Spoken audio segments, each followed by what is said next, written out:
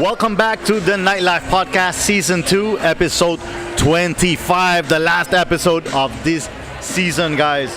And man, I have been planning on this episode because, I just didn't want to have this with just anybody. I wanted to make sure that it was somebody who I believe understands, knows the business really from top to bottom. And I couldn't think of anybody better than this guy right here, Sean Gold, the Nightlife Ninja. Welcome to the show, buddy. Thank you for having me. Appreciate it. Not a problem whatsoever. So, anyway, guys, we always start with a little information as to where you can find the two of us. So, you can find me always at the Nightlife Entrepreneur on Instagram. You find me as nightlifepodcast.com, where you get all of the episodes of the podcast, also YouTube, iTunes, all of that stuff. And how about you? You can find me at SeanGold.com. You can find me at goldscode.com. And if you really want to follow me on Instagram, you can follow me at I am Sean Gold. There you go. Sean, so you are Sean Gold. Who are you really? What's up with you? Who are you in the industry? Why do you call yourself the ninja, or why do people call you the ninja?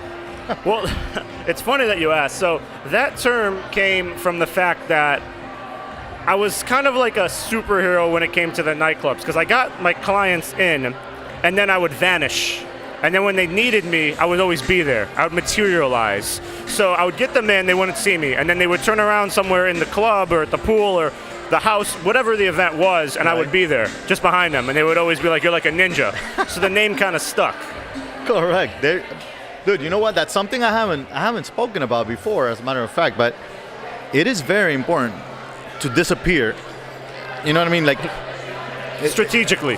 Exactly. There are moments when you shouldn't be there, and there are moments when you are needed there. Exactly. Because actually I've seen it a lot in the newer generation of promoters, that it's like from the moment that their client arrives, it's like they're stuck to them the whole night, and that's why they never grow from those clients. You know what I mean? They have no time to meet other people. I don't know what you think about that. I mean, it's a common mistake that, when you have one client, and this is for any business, if you have your one general client, that client one day is going to lose interest. Not because of your fault, because they're going to either grow out of it, or they're going to get married, or they're going to move, or if it is Miami, they're going to go to rehab, or something else that's going to happen, and you're going to lose that client. And the time you spent with them building it up and not building other clients, you're going to feel it. Correct. I mean, I always used to joke that nightlife, especially Miami nightlife, and being a promoter was like a Ponzi scheme, because all your people eventually are going to either grow out of it, move away, graduate, get fired, whatever the case may be, and you have to replace them. Right. People can only go out so much before they hit the wall and say, "I'm not that young anymore. Right. I don't want to spend that money anymore. I want to stay in." And you have to constantly replace those people. Right. And if you don't have a steady stream of people to replace them with, then you're going to be in trouble. That's true. That is true. I mean, to some extent, although one of the reasons that I believe that we've been able to last so long is also because we've been able to build different types of events for those same clients. For example, as a matter of fact, I just said hello to somebody at the bar over here who's been my client probably for the past 15 years. Started when she was underage, and now she's just over it with kids. Exactly. But back then it was actually what we were talking about before Yahe. It was South Fork and Madhouse. Before my time. Yeah. So when that, when this client was going over there, they were looking for the crazy, party that we all love at that age. And then nowadays, she's asking for, where's the happy hour ambience? Where can I go have dinner and some music and a little bit of, So as long as, if we want to stay in the business for a long time and we want to keep on growing with those clients, we have to redesign at least the part as to where we're taking those clients, I think. Yeah, I mean, but it's very hard. You have to be flexible. I mean, if you're a 30 and older crowd, if you're a local 30 and older crowd, you're gonna want to do something that's worth going out for. Correct. If you're under 30, you want something more crazy. Right. So what I've seen is that if it's a special event, a one-time thing, a VIP event, just something that they're going to get a fear of missing out from. Right. Those are the best events. Whereas before, years ago, especially when it was a younger clientele, at least for me, everybody would go out no matter what. If there was a chance to have fun and dance and drink, no matter what was happening, they would go. Right. And I'm sure you've seen it, whether it was through tropical storms or hurricanes. Some nightclub would be open, and everybody would be like, I don't have work tomorrow because there's a hurricane warning, so let's go out. So it just becomes hurricane party. Yeah, even though it's going to flood, even though it's going to lose power, let's still go to the nightclub. And I've seen people carry girls in 3 feet of water because the girls didn't want to get their shoes wet. I've seen people drive their car and stall out to get to the club because it's like a one-time thing where let's go party, let's go crazy. It's a hurricane party. Correct. Nowadays it's like the only kind of party I would do is a search and rescue party because those are kind of dangerous. But back then when you're young, it's like, okay, let's do it. Who cares? Talking about young, how young did you start in the business? I started when I was 17. And for those at home, I'm 18 now. There you go. No, but I started, when I was 17. I started in the Bahamas throwing parties. Oh, really? Yeah. So same here, not in the Bahamas, but I was also 17 when I started. It's not that I condone it anymore, kind of. I mean, it was kind of different back then. I don't know. It was very different back then. Yeah, right. Like I don't know what the heck it is, but it was. The thing is this. Nowadays, I don't know if the younger generation, the 18 to 21, that are not able to drink at least here in the U.S. don't, is there space for them to get into the industry, do you think? It depends where. I mean, right now in nightlife, at least in a competitive market, it's like a race to the bottom if you want to be a promoter. Because every person with a brain and an Instagram account can say whatever they want. It's very easy to fake your connections and to fake your success and to fake your hookups and to fake all that. When it comes down to it, are you able to deliver on the service you promise? Are you able to say if you're going to get someone in free, are you able to get them in free? Are you able to get someone the table they want? Are you able to get them past the line? Do you actually have pull and power and influence? Right. And a lot of people realize that, it's a very gullible thing now where it's like you click on a hashtag, you find someone that looks like they know what they're doing, you pretty much put your night, sometimes your entire trip, your one night in Miami or wherever you might be, even Vegas, on that person, who when you get to the club, they say, I don't know who that is. Exactly. And it's really, the bar is set very low. And if you can deliver, if you can over-deliver on your promises to people, then you'll go far. But it's that over-delivering part. It just, because so many people, it looks easy. It looks extremely easy because, oh look, he's doing it, she's doing it.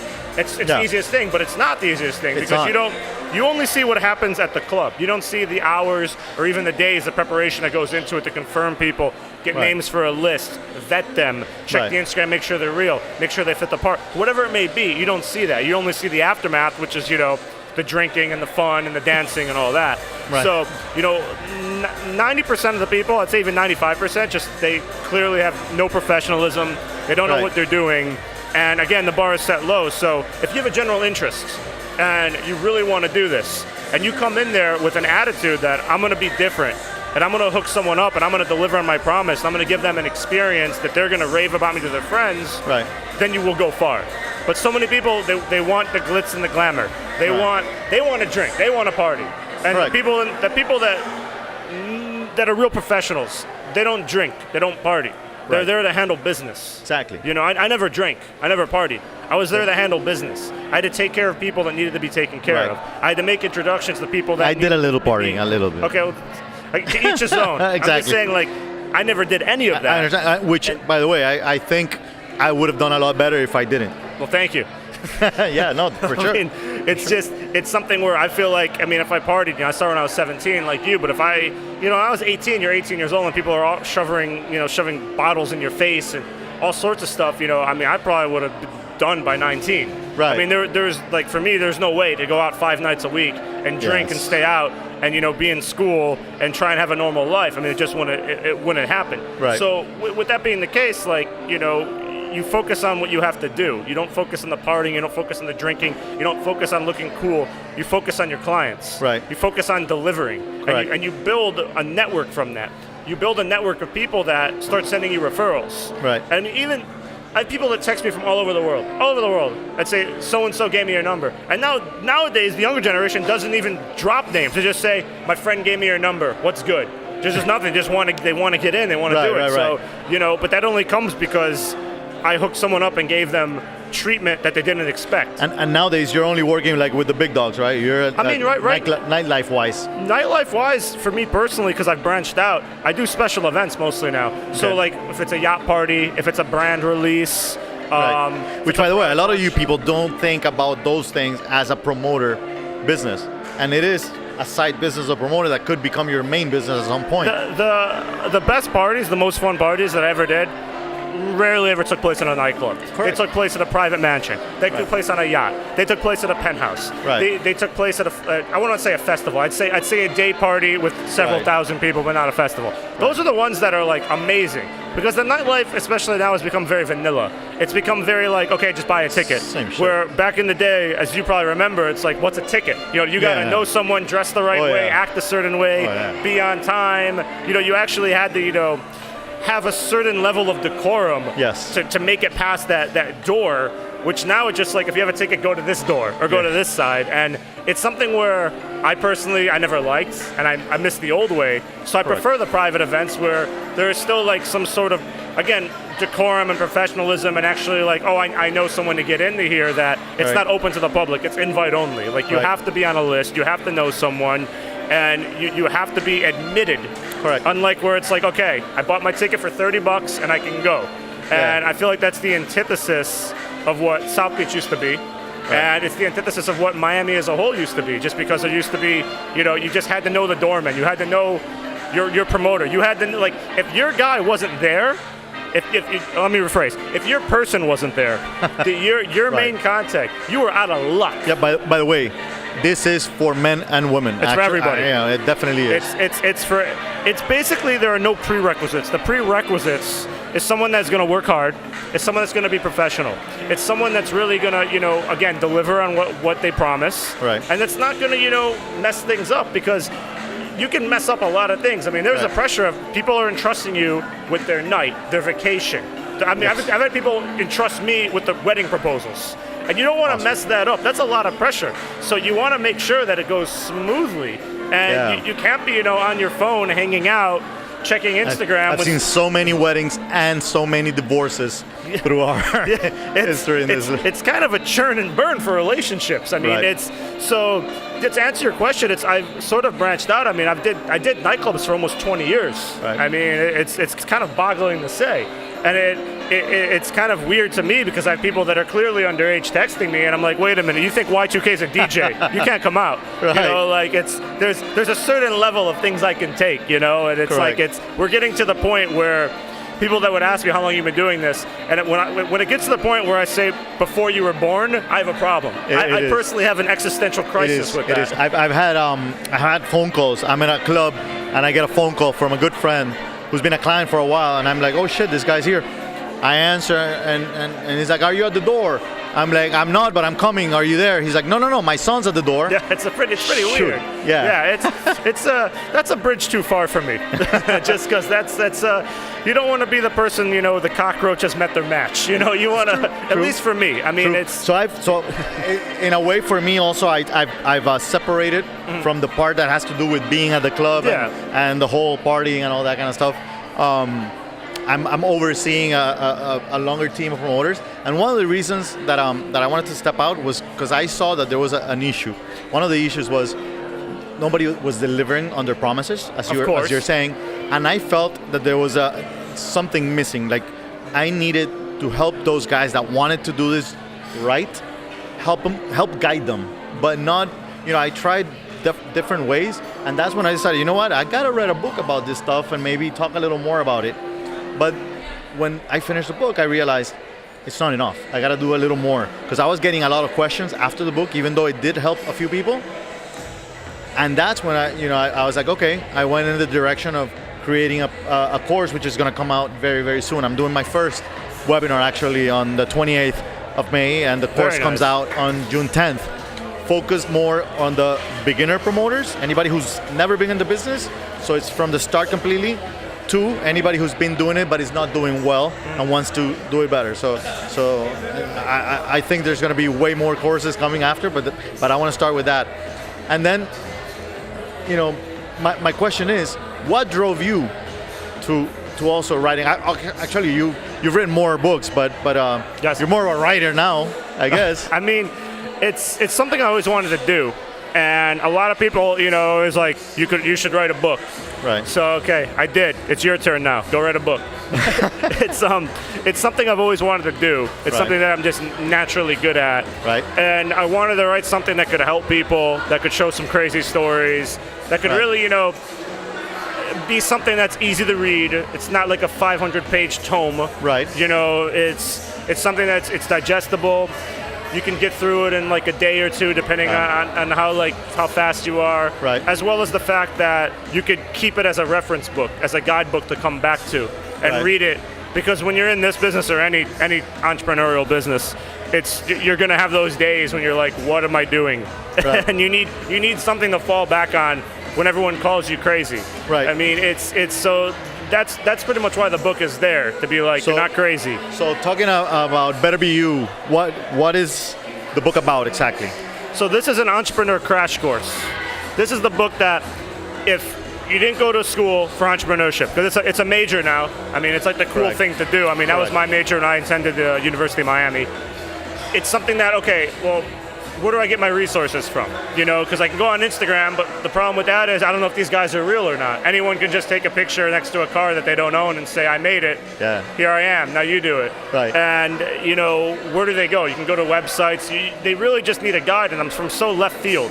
Right. Coming up through the nightlife to make these contacts and networking and actually, having this business that when I was 17, 18, 19, people... I read about in the book, people are, at that time, were trying to find, internships and all that when they're in college, and I was already running, a nightlife business, Right. 4 or 5 nights a week in South Beach at the best nightclubs. Right. And I wanted to share that information because it's so out of the box. Very few people in this industry that have that sort of background and then write about it to help others and to illustrate, some examples. And to I've help been looking this- around. I haven't found more than 10 books in total, like from the 60s. Yeah, it's a very small pool. Yeah. But I mean, it's, for instance, you can do a general marketing book, like a Seth Godin book, and that'll Right. help. But when it comes to a nightclub, and especially working in a nightclub and making something happen, because pretty much what nightlife is and what nightlife promotions are is making something from nothing. Right. That's what it comes down to. It comes down to, here we have a club. The club in the day is just basically a basement. Okay, there's Right. nothing there. There's no windows. Correct. It's a bunch of lights. It's a dark room. There's nothing. Right. At night, we got to turn the music on. You got to put the laser lights and all that on, and you got to make that basement into something that can generate lots of revenue. Right. So it's basically you have to make that hot. And you're not going to make it hot by just showing up and expecting it to be packed. You really have to deliver on your promises. You really have to bring the right people. You really have to focus on what needs to be done and deliver on what needs to be done in order to make that place the place to be. Because it's especially right now, it's extremely competitive. Yeah. Because right now you're going up against an Instagram live feed. So if you go somewhere that's not hot, you can just check your phone and your friend's going to be somewhere down the block that's packed. Right. So it's like, why am I going to stay here when the other place is packed? Right. So it's more difficult now than it was before, because before you would just ask, is it good? Yeah, come through. Now, Right. okay, send me a picture, send me a video. And you Right. can go and see it right there and be like, wow, this is insane. So, And it's usually the same places that are always packed. yeah, I mean, and there's not that many nightclubs, at least in Miami anymore. I mean, Right. the beach has shifted.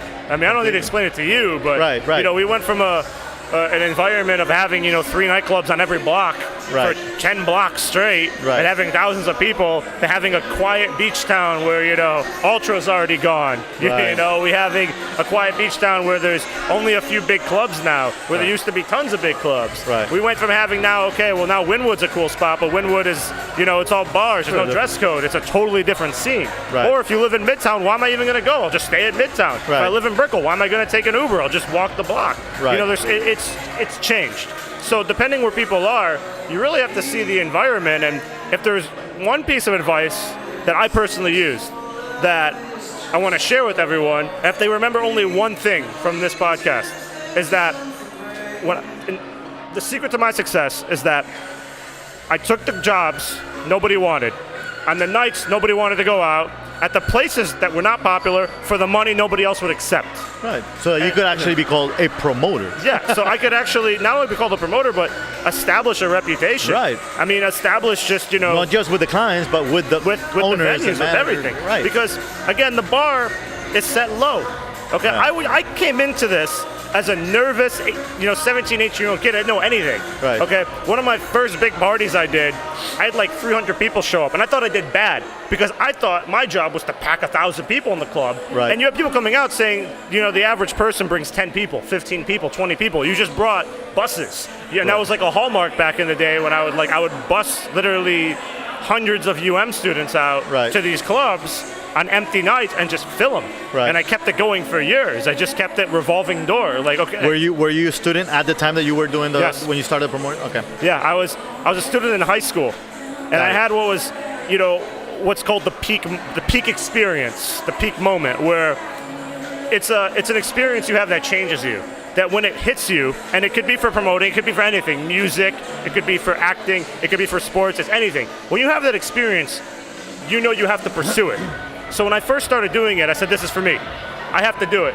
I don't care what it's going to take. I don't care what I'm going to have to do. I don't care if I don't make money at first. I don't care if I fail. Most people, for anything, I'd be like, oh, I fail, I'm not doing it. Oh, they give up. But when you have that peak experience, that peak moment, you're going to keep going. And that's what separates, successful, not just promoters, but successful people from non-successful. Because the non-successful will make excuses. Whereas the successful people will say, okay, I'm in it, I'm going to do it, I'm going to learn from this failure. I mean, I've had like such horrible failures that I'm sure nobody wants to hear about. But let's talk about them anyway. Sure.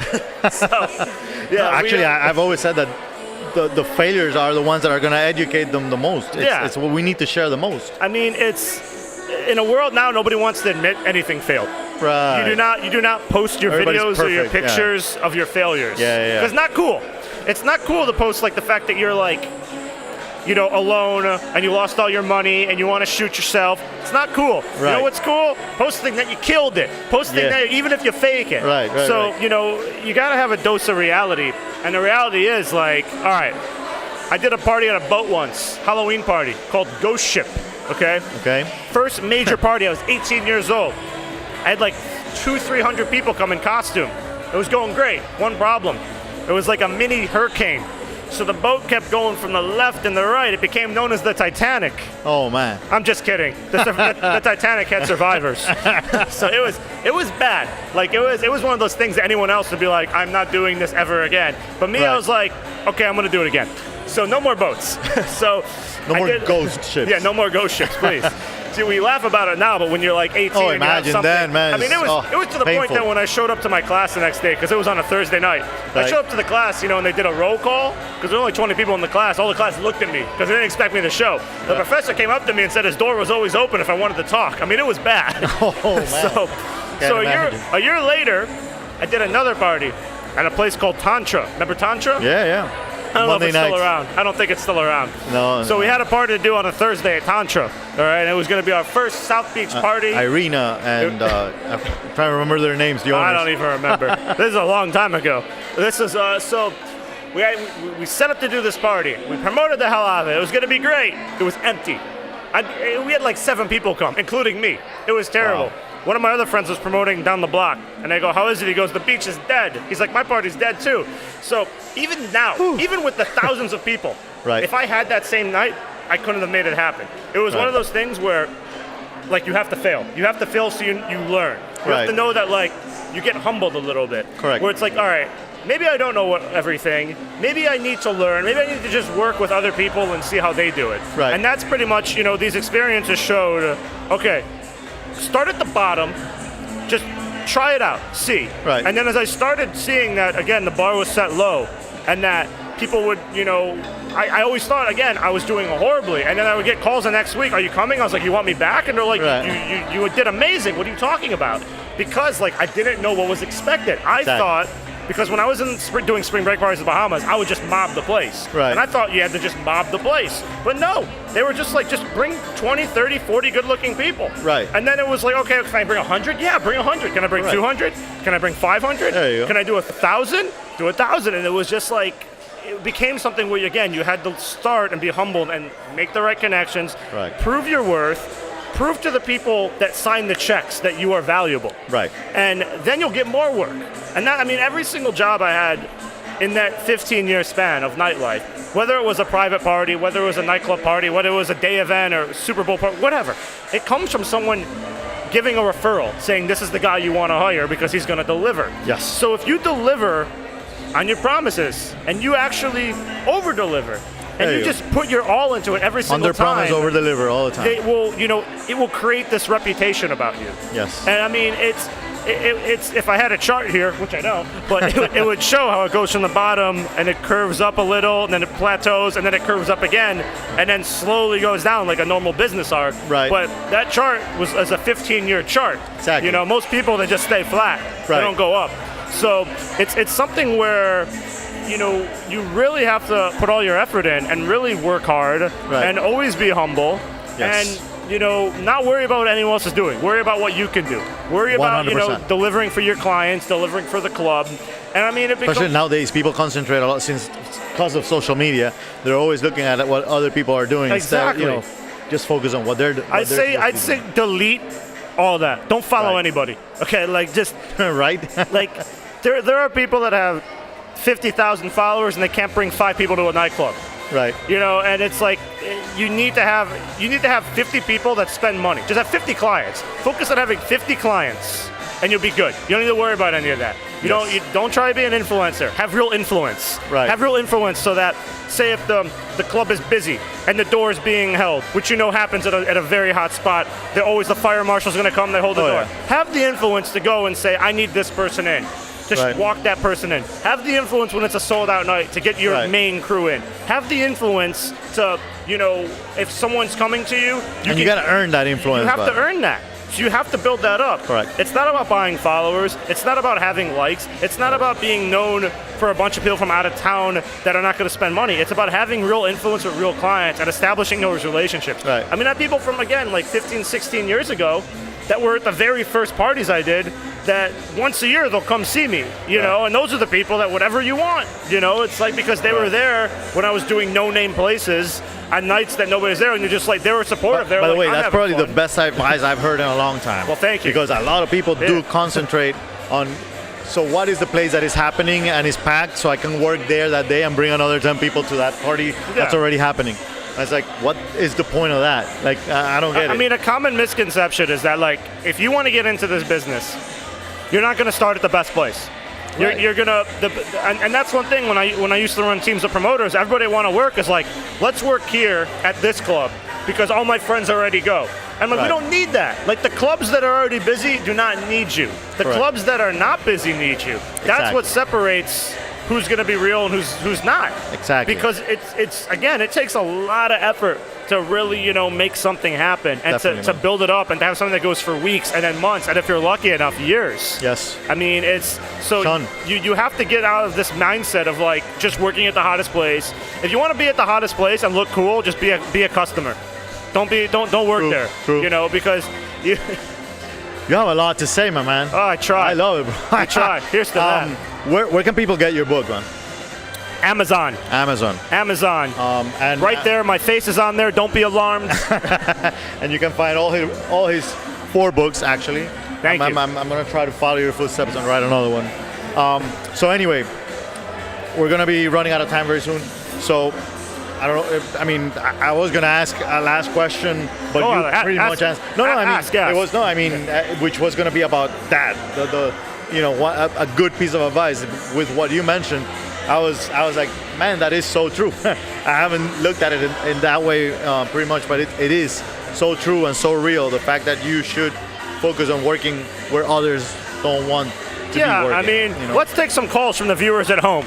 Right. See what they say. Right. And anyway, in the end, you're also gonna get that feeling of I was able to build that. I was part of building that.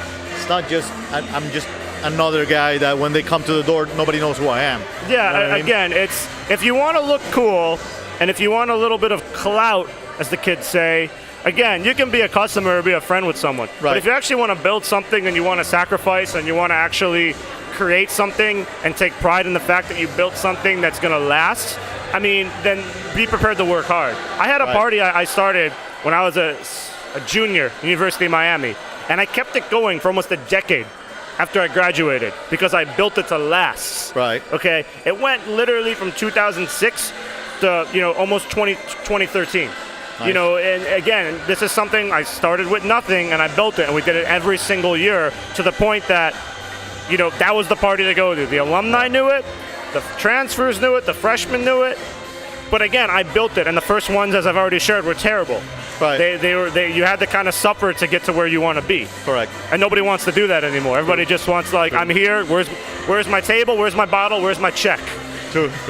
Guys, so I don't know if I mentioned this before. I was talking to you about it, but the fact is, if you want to get started in this business, if you're not in it, or if you are somebody who's already in it but wants to do this better, I want to invite you that I'm going to be having my first webinar, online seminar, event, whatever you want to call it, on May 28th. It's going to be at 8 p.m., but you can go to the website, the blog, or you can on my Instagram, everywhere. You can find the link there and sign up for it. And after that, I'm actually finally launching the course that I've been promising to the followers for over a year. I mean, I got 3 kids. It's hard to get that stuff done. Of course. But the reality is I want to be able to help more people as you are already doing so. And man, I just want to thank you for coming today. I wanted to end the season with somebody who had the energy that you have, who's been in the business industry for a long time, who's been successful in the industry, and who has also failed at some ghost ship parties. There was more than just one. So guys, do not be afraid to fail. You got to try.